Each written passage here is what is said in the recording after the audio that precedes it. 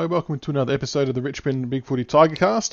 We've got a pretty big episode to get through tonight with our massive clash coming up this week against the Pies, and we thought we'd get in a Collingwood expert to help us with the preview of that game. So I'll welcome her to the show first. Morganashlee, thanks for coming over. Thanks for having me. Pleasure to be here. Joining the dark side, it's good. Yeah, why not? Absolutely. It's a big week. Might as well get involved. No, it is a very big week. I can't remember the last time both our teams were in the top four and playing each other. No, I don't think I was alive. Yeah, I don't think I would have been either. But no, it's an exciting time. I like it. Yeah, it is, absolutely. And the Richmond person joining us tonight is one of our resident guests, the TheLoungeLizard. Welcome to you, mate. Thanks for having me back again, Michaels. And Morgs, I think you look fantastic in yellow and black. So if you like tonight, there's room on the train for one more. Oh, well, I don't know. Apparently, pushy, there's no room on the train. Well, it's a bit tight. From what I hear, the train is full of bandwagoners at the moment, isn't it? Maybe we can Photoshop her, like a Richmond jumper onto her like we've done with Tom Lynch throughout the years, and we can make that your new avatar or something like that. Oh, I'll probably lose a bet this week, so it might be my avatar anyway. Well, I don't make bets anymore after I had one with Washette, and I was very certain of it coming off, and it didn't, and she certainly made me pay for it. I've got one with Washette that's going to see me as a West Coast supporter all year next year, so I'm really grateful for that. Oh, no. Yeah, that's not, I refuse to make those kind of bets because it's always bound to backfire, especially being a Richmond supporter. We're always bound to let ourselves down at some stage. And Washette does have this bizarre way to not lose bets. I don't think I've ever seen her lose one. Yeah, I wasn't really expecting them to finish second. So, We'll start off with your game first, Morgs. The Pies last week, I actually sat down and watched this game, defeated the Kangaroos by 66 points. I don't know about you, but when I heard that Darcy Moore was laid out, I thought you were a very good chance to drop that game. What sort of spurred him on to... You just smashed him from the get-go. It was unbelievable. Yeah, I think the first couple of minutes were shaky and they had a couple of shots at goal and missed. And when I was heading to my seat and I heard Darcy was out, I thought, this is not going to end well for us. You don't lose a key back and then bring in Josh Dacos, who's done very little. So I thought we'd struggle, especially with their tools. But it all just clicked on Saturday. We seemed to be faster than them. We were harder at the contest. I've never seen as many blood rules in my life as I seen on Saturday. Yeah, there was a lot. I think I said to a friend at some stage that Kangaroos almost had no one left on their bench because they were all off getting patched up. Yeah, so at one stage they had Thompson on the bench, Goldstein came to the bench, Anderson, Zeeble, and Thompson had 5, I think, blood rules for his broken nose. There just seemed to be a stop in play every couple of minutes when someone went off bleeding, and they couldn't cover the holes when they had so many people off the ground.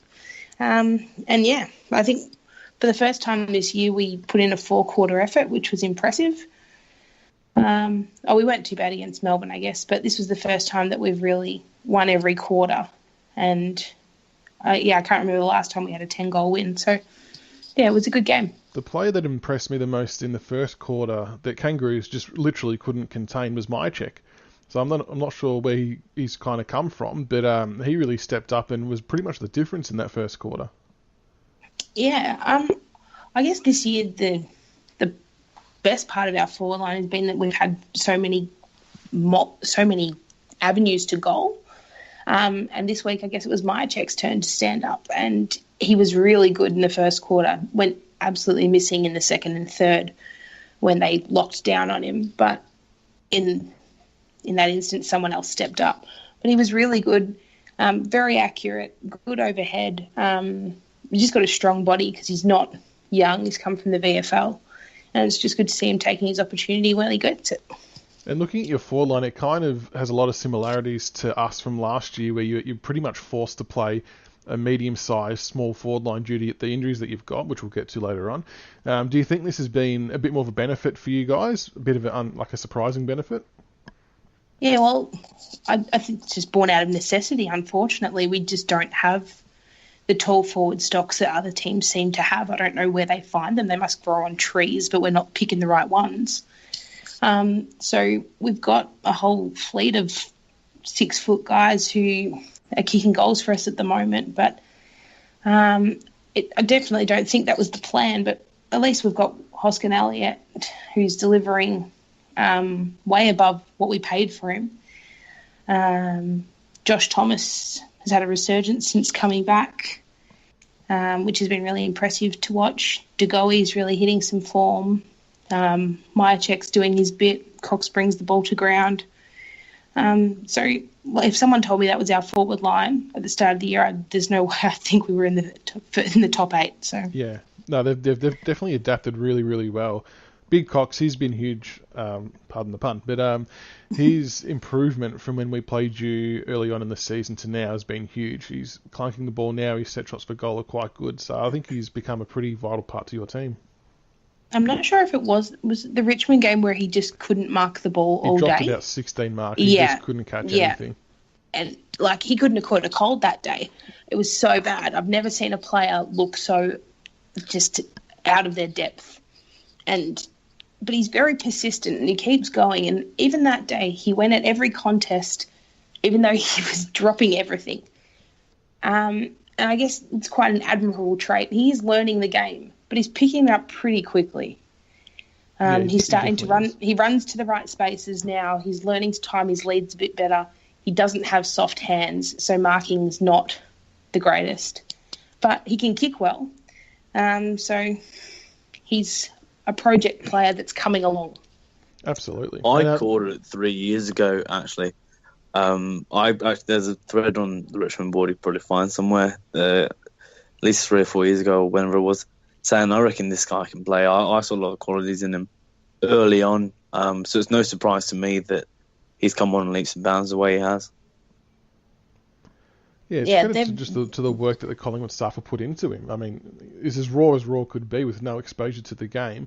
And he's stepping up on the big stages as well. It's not like he's just doing it against like Carlton every week, if you know what I mean. He's actually stepping up in big occasions and playing an important role. No, his best games have been the games with a big crowd, with big stakes on the line, and he loves it. He lives for it.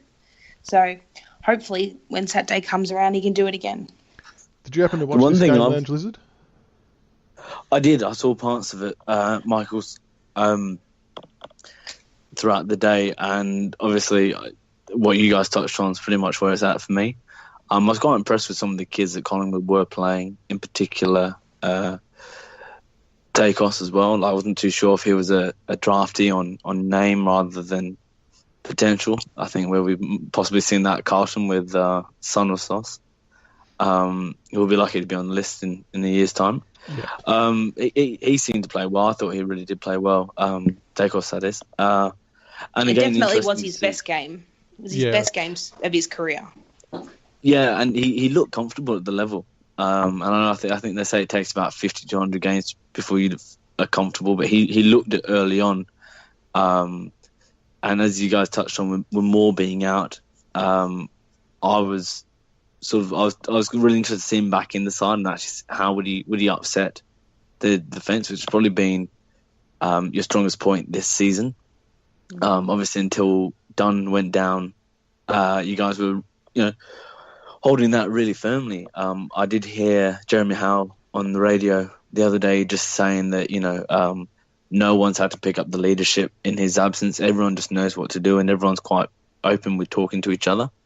And obviously, having seen how Richmond developed last year, that's a really interesting comment from mine, which just sort of shows that the club are everyone knows what they're doing, and there's sort of no way goes there.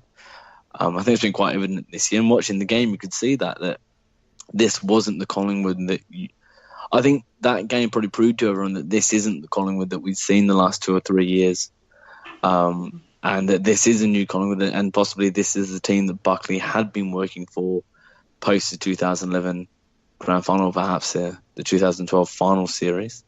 And I've always been a Buckley advocate. I've always thought he can coach. He's on the right idea. I think he's starting to see that now with Collingwood, the way they're playing. And unfortunately, I think there is some element of them doing what we did last year on the back of a softer draw, getting momentum.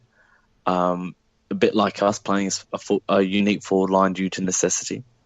And players who seem to be playing for everyone. So it was an interesting game for me to watch, from seeing what we did last year into the mindset of the players and the way the club went about the day.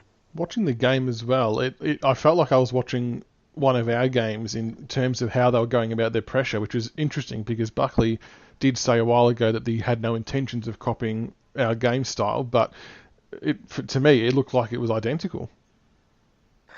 I think when you watch the earlier Collingwood games from earlier in the year, they were playing a very different style of football and have modified, as all teams do. I think we look back now in hindsight and realise it was round 6, the first time last year that we play the forward structure that we ended up taking on. And the game very much revolved post round 6 with what we're trying to do. But you can see the way that the club is playing that the pressure's there. And I think pressure is 90% buy-in rather than a skill or a training application. So I think you can see the way the game plan's modified. There's certainly been a buy-in throughout the season. So you must be just pretty stoked with how it's all going there, Morgs. I mean, did you, at the start of the year, did you anticipate you would be sitting where you are now on third in the ladder? Absolutely not. But I've always been a believer in Bucks. I was never one of the sack Buckley brigade, despite what some of my friends on the Collingwood board may believe. I've always been a believer. I thought he spoke really well. He's always been good in the media. But I just had faith that it would turn around. And I'm really, really pleased for him that it seems to have done that. And I know that's off the back of quite a soft draw.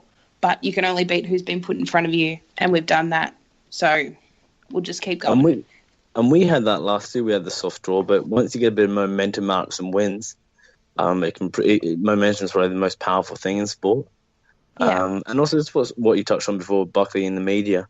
I think one of his detriments, as a football lover who watches every show and tries to analyse as much as I can, I love watching him talk because of how honest he is, but I suppose at times he's been too honest in the past and shot himself in the foot a bit, and maybe not towed the line that the Collingwood fans want to hear as opposed to the football fans. So like you, I could see what he was building there. If anything, he possibly been at times too honest, and maybe that's, wasn't what people wanted to hear. But the similarities between Collingwood this year and us of last year are quite strong, really. Well, people don't want to be told that they're on the right track when all they're seeing, when in results-wise, is losses. Like, how can we possibly be on the right track? But those people are simpletons, so that's okay. So would you say then Carlton are on the right track? Or... No, they're not even on a track. No, agree. They are not on a track at all. It is... And I hope they stay on whatever they're on. That merry-go-round, that can continue. It is an interesting point, just ever so quickly, Mike, was on that people don't want to hear when they're, when it's not happening, when we can't see what's going on inside the club. And if you ever get the chance, Morgs, try and get a copy of the Richmond book as a football fan. It's a great read because they just go into detail of at no point throughout the year was Hardwick not being coach a consideration. They knew what he was trying to do. They could see what he was trying to do. And the idea to play a small forward line, we started to see that a year or two ahead of time with some of the testing results our players were having and some of the guys that were coming through the system. So the club knew that, they had to just be patient, hold firm with what was going on because they had the testing there.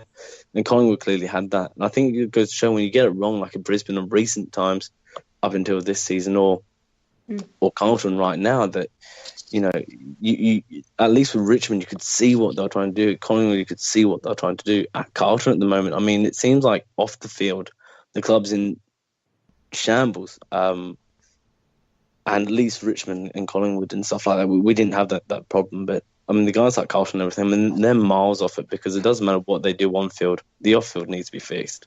And they're so far away from it. Yeah. I went to a player sponsorship night a couple of weeks ago, and it was just a little intimate setting with Gary Hocking and Brad Gotch, so two of our coaching assistants. and they talked us through the change in mindset of the coaches over the last couple of years. So in the aspect that we develop players and we put all this time and effort into developing players, we don't really do the same with the coaches. So they've started to develop the coaches and work on things with them to make them better people to get better results out of the players. I think that's brought a lot out of our players this year, and they've got a better connection with the coaches. Coaches have a better understanding of the players. And one of the things that came from that is rather than focusing on what our players couldn't do, we were going to focus on what our players could do, and just change the mindset from a coaching perspective and see what we can do to make something happen. And I think a perfect result of that is Chris Mayne. Rather than concentrating on what he couldn't do, they've turned it around and got him playing a brand of football that sees him in our best 22 at the moment. Hopefully not forever, but I think at the moment it's working. I need to ask you a question on Chris Mason Cox is a Mayne. prime example of that too. Yeah. But with Chris Mayne, honestly, there's been speculation going around about this.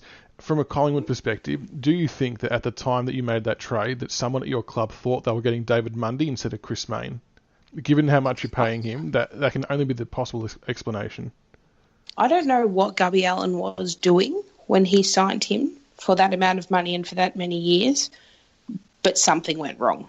Yeah, but I mean, like you said, now look, credit to him. He's turned himself around and he's playing regular football now. But for a long time there, that it's still a mind-blowing signing based on the dollars and length. But hopefully, if he can get reward at the end, then he's done the right thing.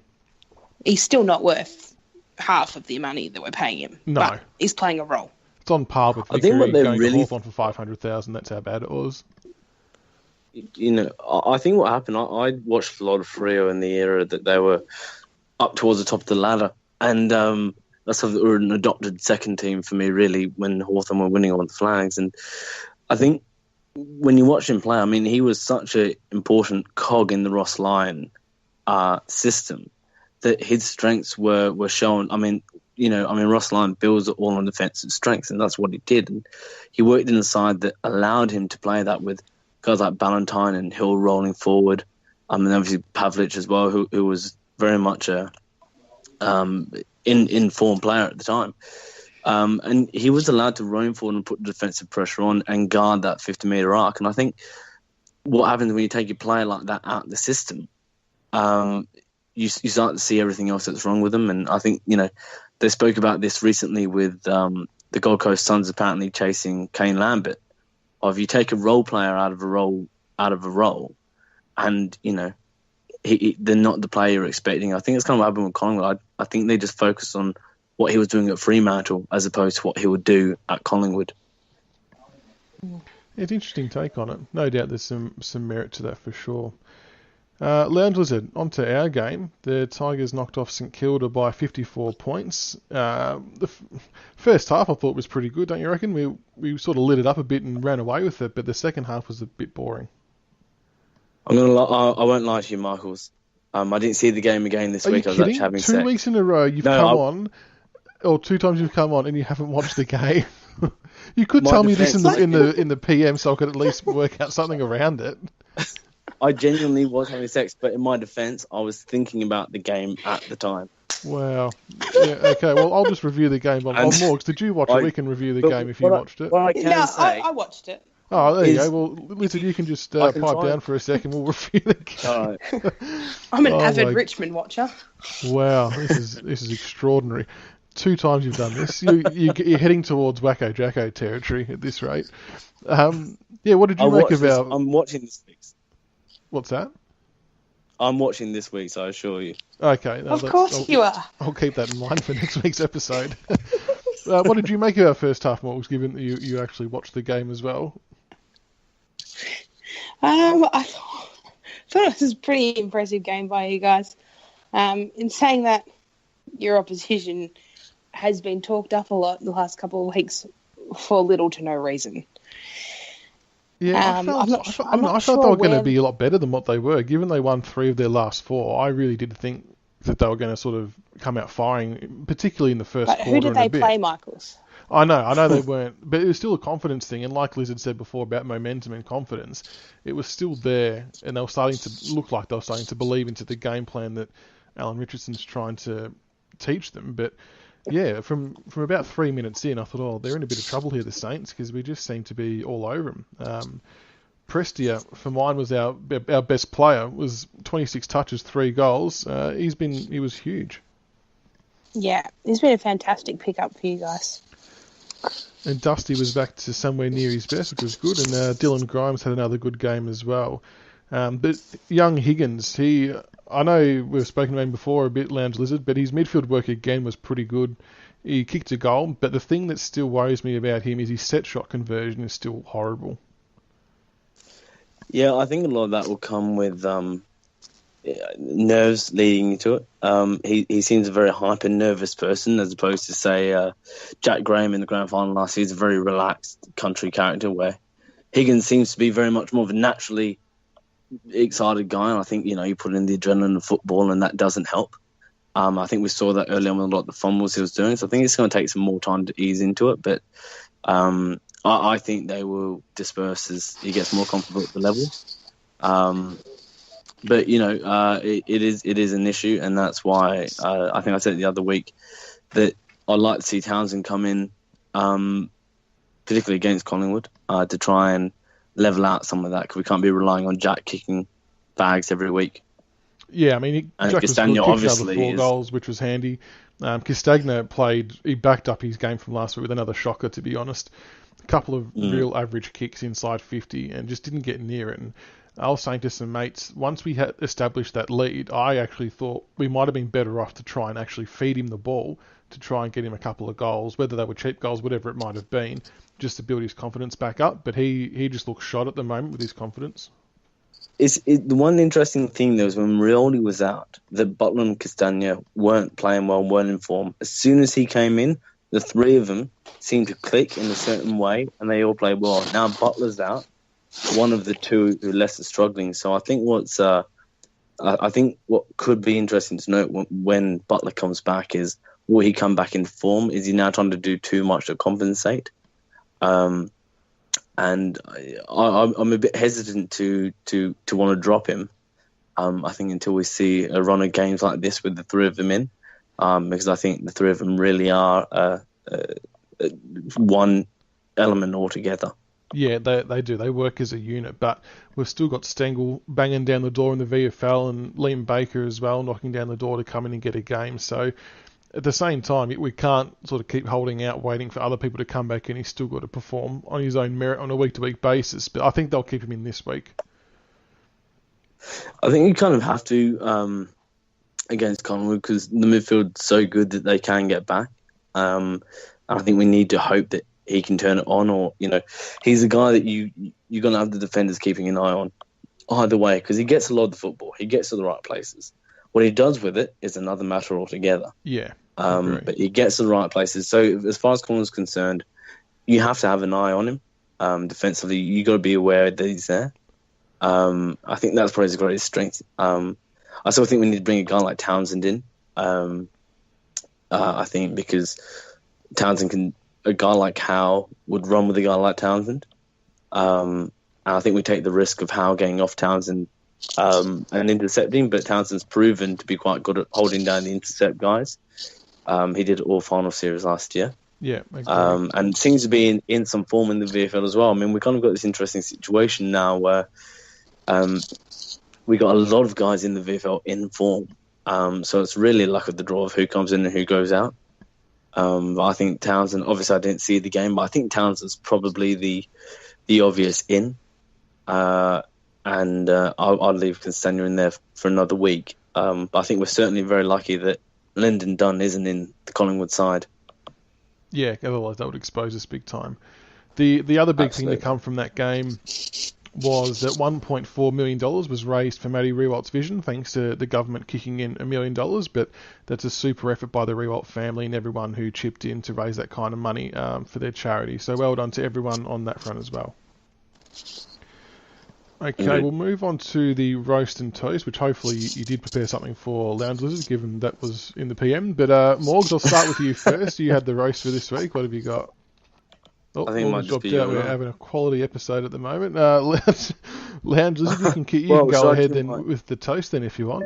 Oh, hang on, she's back. Sure. There you go, Lounge. Oh, you are there? All right. Oh, no you're there. worries. Right. So I'm roasting, am I? No, you can toast.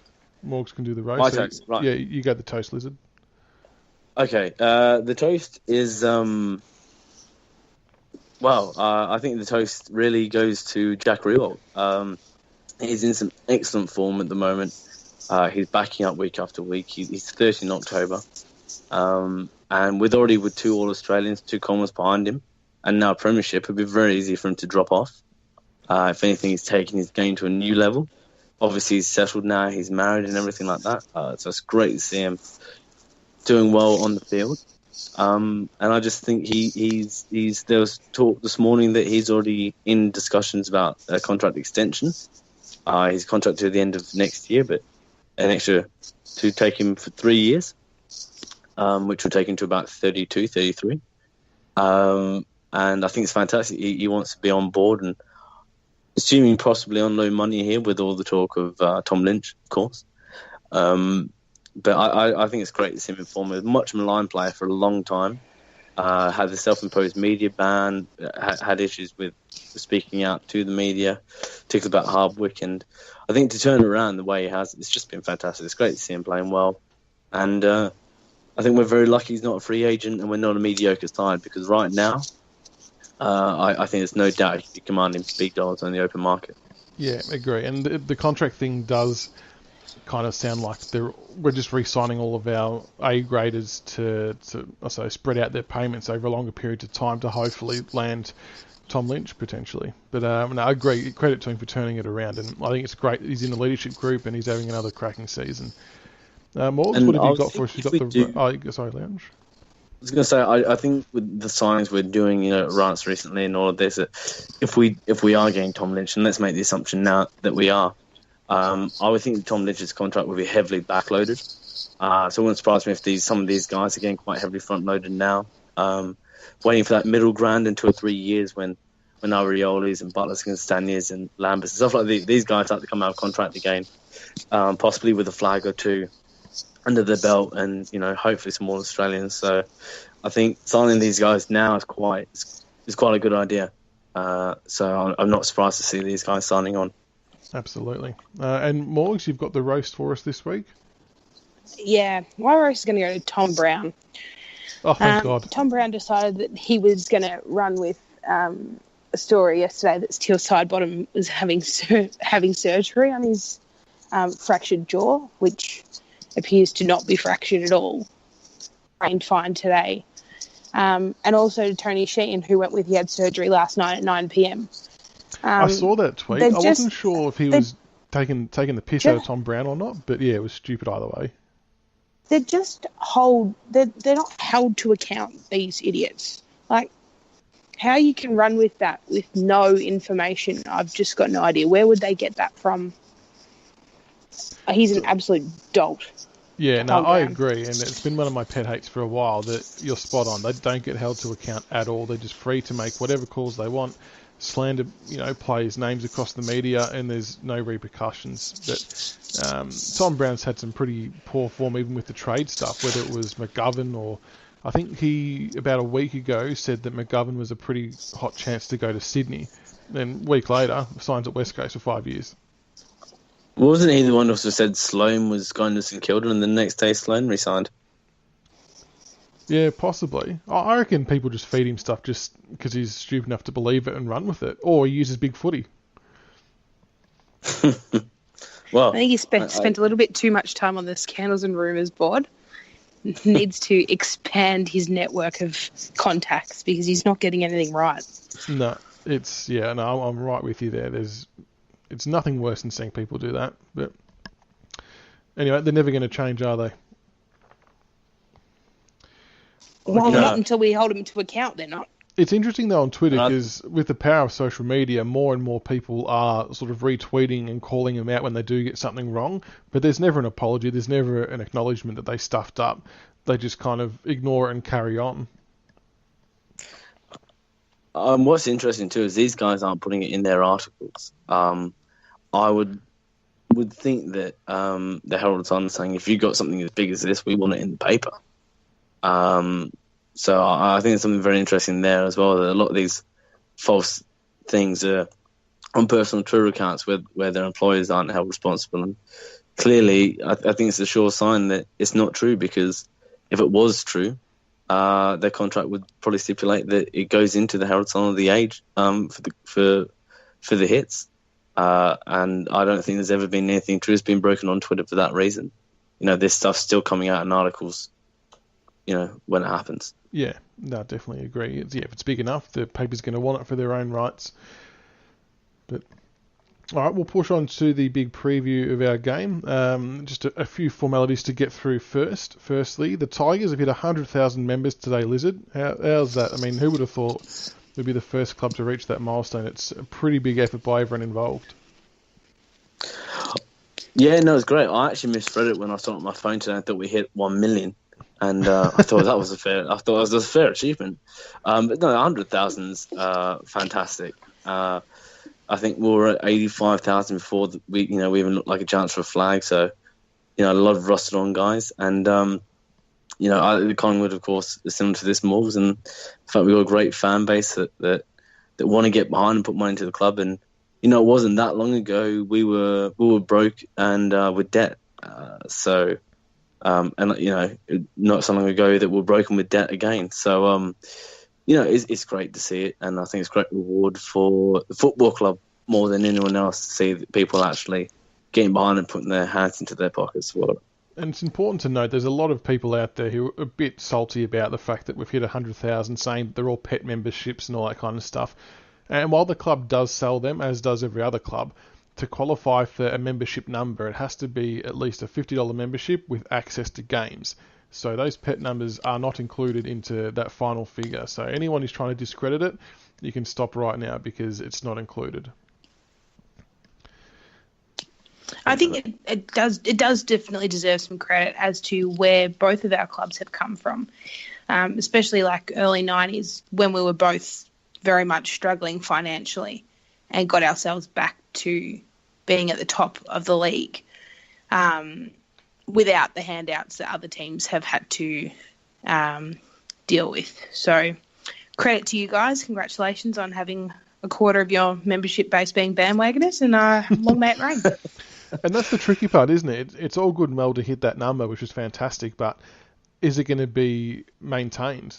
It's not sustainable. And the thing is, as soon as the success goes, those supporters, the supporters stay, the members don't stay.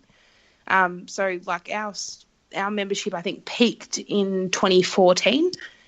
Given we didn't play finals the year before, it's a fair effort. But since then has definitely decreased. It'd be interesting to see where you guys go from here. Yeah, it doesn't leave a lot I of think scope it's probably for more improvement. so.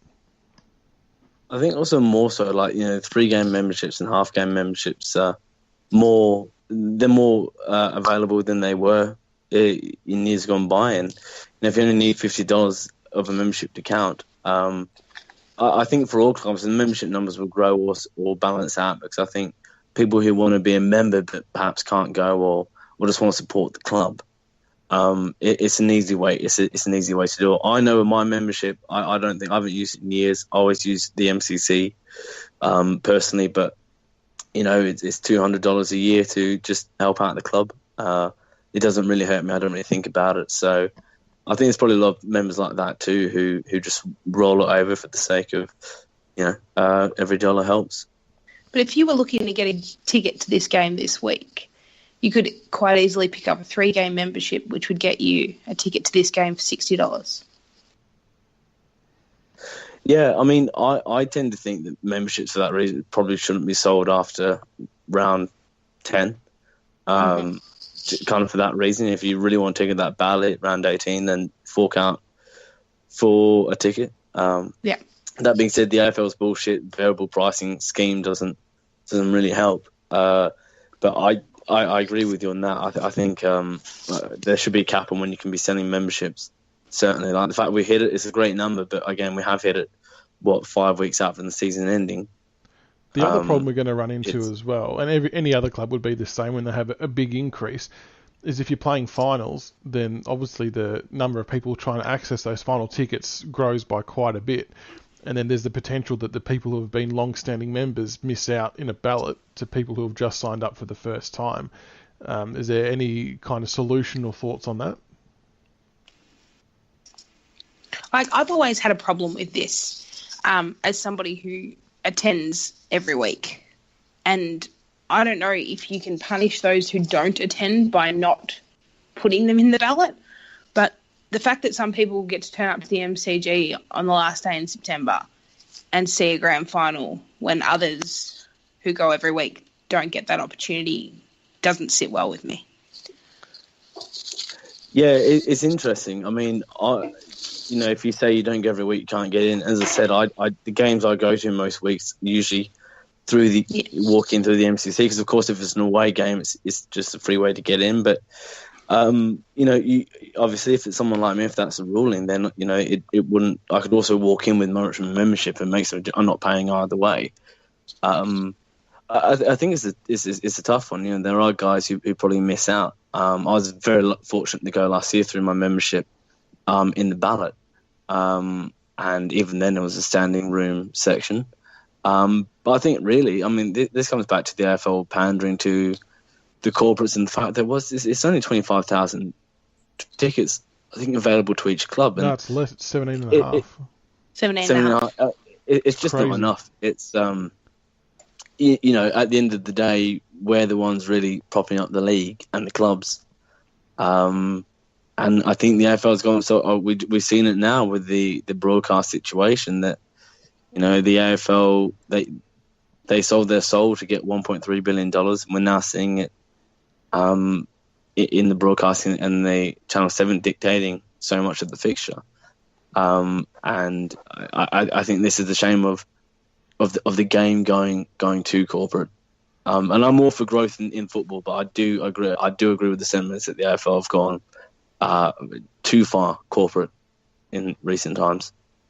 Yeah, they've gone way too far. And one of the bugbears for me is every AFL club gets, I think it's something like 4,000 tickets or 2,000 tickets to each club, even if they're not participating, to put into packages and do whatever. Now, I think those tickets are best served to go out to the two participating clubs and get more of their members in, because that's who it's all about at the end of the day when it comes to going to watch the game. Absolutely. All right, we'll take a look at the big game this week, Richmond versus Collingwood, as we said at the start of the show, first versus third in something that I don't think any of us have ever been alive to witness, so it promises to be a really good game. Morgs, I'll start with you. What are your thoughts on the game, and where do you think it's going to be won and lost for the Pies? I'm nervous already. I never saw us as being a threat to Richmond. Clearly, you guys are an absolute front runner for the flag this year. So to even be in the discussion is something that I'm shocked about. I think that it'll be a good game. I think that if our midfield is on and running both ways, that will very much aid our backline, who we've tested last week against a much taller defence. And we had to have Scharenberg play taller than he is, Howe play taller than he is.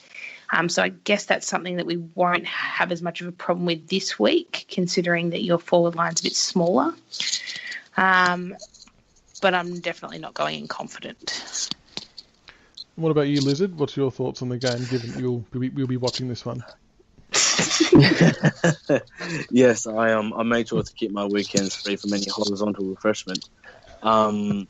But no, I think this game was played 3 weeks ago, actually. I wouldn't be very confident at all, and I think Collingwood would be a good chance to roll us. I think we're just hitting some very nice form at the moment, and hopefully I think we're peaking at the right time. I've been confident us going back-to-back quite vocally. I think we've hit form perfectly. That being said, it's very hard to write Collingwood off. I mean, they are a very good football side, and they're well drilled at the moment. They believe in each other. And as I said, that's a big thing. I think we'll win. I think we might win quite comfortably, but again, that's really dependent on what Collingwood turns up. I think it's just fantastic. I think it's great for the AFL. It's great for the footy public to see a strong Richmond and Collingwood on a Saturday afternoon at the MCG. One of the contests I'm looking forward to seeing is Nankervis versus Grundy. Now, Morgs, Grundy's been in pretty good form this year. How do you sort of see that one playing out? Yeah, the only time that Brodie's really had his colours lowered this year is against Nankervis. That was definitely his worst game for the year. So it'll be interesting to see how he backs that up. He's not the kind of player who likes to lose. And he definitely would have that in the back of his mind that Nankervis got the better of him last time. So I expect to see a much better performance from Brodie this week. And Liz, what about DeGoey? He's the in-form man for the Pies. He kicked 4 goals last week. I'm guessing when he's playing for that we're going to send Dylan Grimes to him as our shutdown player. How do you think he's going to go on DeGoey? Look, firstly, I love DeGoey. I love the fact that he's got that bit of laddishness in him. Like Caddy, I think he's great. A bit of swagger. Yeah, and everything off the field. I love the aura of it. You know, I mean, Collingwood's always had their DeGoey style of player, and it's great to see one at the moment. And I think it's fantastic. I think he's a brilliant footballer. And I think it's a shame that he re-signed, because I would have happily had him at Tigerland. But certainly when he goes forward, I think it'd be Grimes' issue, and it'd be interesting if Grimes can shut down and play with DeGoey. I think DeGoey is such a dangerous player. Grimes does play very well in the smaller forwards, but DeGoey is that in-between height. And he's very strong overhead. And I think that would be, you know, if you're going to try and catch him like Grimes out, Grimes great with getting the fist in for the spoil on a low chest pass. But I think if it's in the air, that becomes Rance has to pull off and go to him. And if DeGoey is dangerous and Rance is focused on him, and we leave Mason Cox open, as we've touched on before, Cox could do some damage. So it would very much be a team defence to shut down the Collingwood forward line. As much as DeGoey is a threat, when he hasn't been, somebody else has stepped up. So if DeGoey doesn't get you, Hoskin Elliott stands up. He's been or good, Stevenson, or Stevenson props up. Like, Hoskin Elliott's been fantastic. I didn't think he had this in him, but like overhead, his marking is amazing for someone of his size. He looks like a slender little thing, but he's strong overhead and kicks the ball beautifully. So even if you do manage to shut down one of them, one of the others is likely to pop up. And I think the most dangerous one's Stevenson. Mm-hmm. But I am wary of putting too much time into him because of DeGoey. But I'm wary to go in. I think Stevenson could get loose. I think the biggest way for us to stop Collingwood or to restrict them from scoring is going to be absolute pressure in the midfield at the ball winning situation.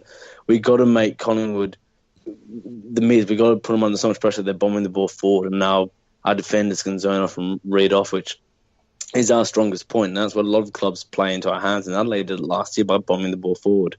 We're gonna bite it off and run away with it every time. It's the very careful football that we saw GWS do with the kicking is the way to cut us up. So if we can really put the pressure on in the midfield and stop Collingwood at the coalface, that's going to be a big thing to stop him. If we give him room and let Pendlebury and guys like and Sidebottom have space, then we're going to make it a lot harder for ourselves. Absolutely. Now, Morgs, I need you to clarify a rumour for me. There's been some small talk floating around the footy circles that Collingwood have some injuries. Is this true? I haven't heard it. Haven't heard? Okay. No. Is that like a Twitter rumour or something? Tom Brown-esque? A little bit on Twitter and Facebook. So you don't this think guy the went to Melbourne University? He did. Okay, well, yeah, it's not something that I've heard, but I'll get back to you if I hear anything about it. Yeah, that'd be fantastic. Speaking of changes, though, do you have any players on the verge of coming back in? I know Jamie Elliott and Fasolo played in the VFL on the weekend and got 5 goals between them. Are they a chance to be thrown back in, or do you reckon you'll give them another week?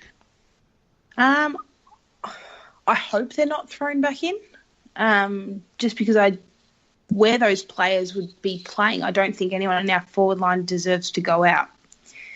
So I don't think that having them in the side this week against Richmond would be of benefit. Give him another run. Aish possibly could come in. I'm not sure where he's at in regards to how he pulled up, but He played on the weekend, and so did Jared Blair, but we never want to see him play AFL again. So let's keep our fingers crossed that never happens. But hopefully more can play this week. I don't see Fasolo and Elliott coming back. Fair enough. And Lizard, what about for us? I know you said Townsend before, and granted you aren't too sure what happened last week. Who would you like Townsend to come in for? Very good question, Michaels. I think maybe perhaps to name him on the extended bench for now. Right, okay, just see what happens during the week. And just give me time to catch up in the Fox Footy replay. But no, I think he's got to come in for someone. Possibly Moore. I think Moore had a good run at it, but Moore, I'll be worried about playing Moore against Collingwood. I think someone like Howe could have an absolute field day on Moore, where I think Townsend will play a much tighter role on him. Yeah, he's a lot more. He's a very dangerous intercept marker. I reckon Liam Baker is a chance for a call up too. I think in the VFL he had another good game and was pretty much said that they're surprised he's still playing at VFL level. But I'm not too sure who would come in for. Like Menadue will probably get an extended run at it. So yeah, I don't know. He might have to just wait his time a little bit. But I wouldn't be shocked if we went in unchanged. But yeah, I wouldn't be against seeing Townsend come in. Just a reminder, this game is dedicated to the Alana and Madeline Foundation, which is a partner of the Richmond Footy Club. It's a cause to help children affected by violence and bullying. So if you do have any spare money, please feel free to donate at www.amf.org.au. I'm sure there'll be places around the ground to donate as well. Before we let you guys go, we'll get a prediction from you both. Morg, start with you. What's your prediction for the game? I'm going to be conservative. I don't see us winning, but I'd like to think that we'll be competitive. We were pretty competitive when we first met you and kind of trailed away in the last quarter. I'm hoping that this time we can keep up and hopefully make it a bit more respectable. I'd say Richmond by 13. You don't have to tip it just because you're on a Richmond podcast. You can back your boys in. It's okay. I wouldn't be doing that. Fair enough. And LoungeLizard, what's your prediction? Tigers by 24 for mine. Yeah, I think it's going to play out very similar to last time, actually. I think it's going to be pretty close for 3 quarters, but I think we might get up by 15 to 18 points. But I think one way or another, it promises to be a cracking game, and it's a huge game because it's going to create some separation between whoever wins and the teams below us. So there's a lot on the line for this game. And a reminder, the game is on Saturday at 1:45 p.m. at the MCG. Make sure you get in early because it's going to be an absolute nightmare trying to get into that. And I think that just about does it. So, Morganashlee, the Lounge Lizard, thank you so much, guys, for coming on. Thanks for having me. Hopefully we see you again in September. I think we might, and that'll promise to be an absolutely monster game. All right, thanks again, guys. Thank you. Thanks. Thank you.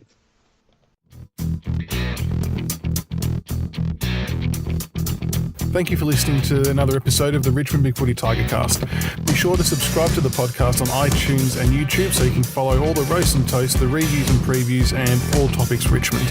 Also keep an ear out for our special episodes of interviews with past players. Go Tigers.